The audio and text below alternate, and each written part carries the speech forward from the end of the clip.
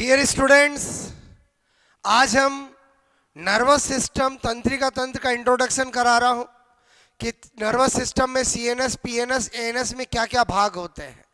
Just introduction study करते हैं।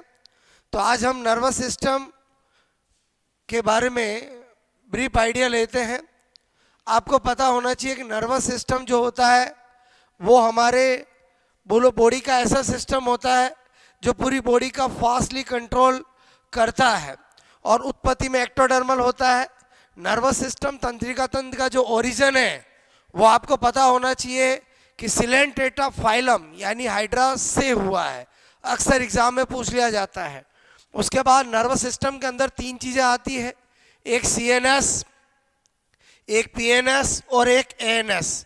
Central nervous system, केंद्रीय तंत्रिका तंत्र, पेरिफेरल नर्वस सिस्टम, परिधीय तंत्रिका तंत्र, ऑटोनोमस नर्वस सिस्टम, स्वायत्त तंत्रिका तंत्र।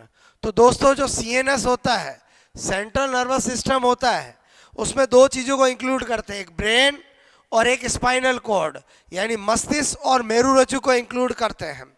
और जो पीएनएस होता है, पेरिफेरल नर्वस सिस्टम, उसमें क्रेनियल नर्व यानी केंद्रीय तंत्रिकाएं जो कि 12 जोड़ी होती है, जिसमें से कुछ प्योर मोटर होती है, कुछ प्योर सेंसरी होती है और कुछ मिश्रित होती है। और दूसरा स्पाइनल नर्व जो कि 31 जोड़ी होती है और सभी की सभी मिश्रित प्रकार की होती है, यानी सभी स्पाइनल नर्व के अंदर मोटर और सेंसरी दोनों पार्ट होते हैं। क्लियर। उसके बाद तीसरा है ऑटोनोमस नर्वस सिस्टम, स्वायत्त तंत्रिका तंत्र। दोस्तों, इसमें दो चीज़ें, एक अनुकंपी और एक पैरानुकंपी, सिंपैथेटिक और पैरासिम्पैथेटिक। पैरासिम्पैथेटिक जब भी हम हैप्पी रहते हैं तब कार्य करता है और सिंपैथेटिक जब हम दुखी होते तब कार्य करता है। एक दूसरे के उल्टा इनका कार्य चलता है ऑटोनोमिक, यानी हम जब भी दुखी होते हैं तो आपका सिंपैथेटिक कार्य करना प्रारंभ कर देता है और जब भी हम हैप्पी होते हैं तब आपका पैरासिम्पैथेटिक कार्य करना प्रारंभ कर देता है।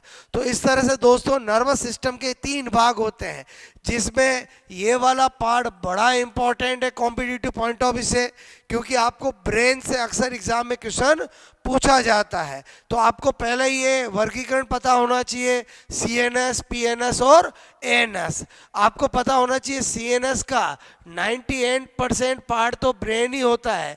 जो स्पाइनल कॉर्ड होता है जो कि हमारी वर्टिब्रल कॉलम की न्यूरल कैनाल में स्थित होता है, वो तो केवल सीएनएस का 2% पार्ट ही होता है। और जो आपका सीएनएस है, कंप्लीट सीएनएस, 3 मस्तिष्क आवरण जिसको मेनिंजिस कहते हैं से आवृत रहता है। सबसे बाहर ड्यूरामेटर, फिर अरेक्नोइड और फिर पायामेटर। क्लियर। और आपका पीएनएस में मैंने क्रेनियल नर्व और स्पाइनल नर्व बताया, एएनएस में अनुकंपी और पैरानुकंपी बताया। उसके बाद 2 स्पेशल नोड पता होना चाहिए जो अभी बताए, तंत्रिका तंत्र की उत्पत्ति किस फाइलम से हुई है। आपको मैं कहूँ सिलेंटेटा, जिसका मेन एग्जाम्पल होता है हाइड्रा।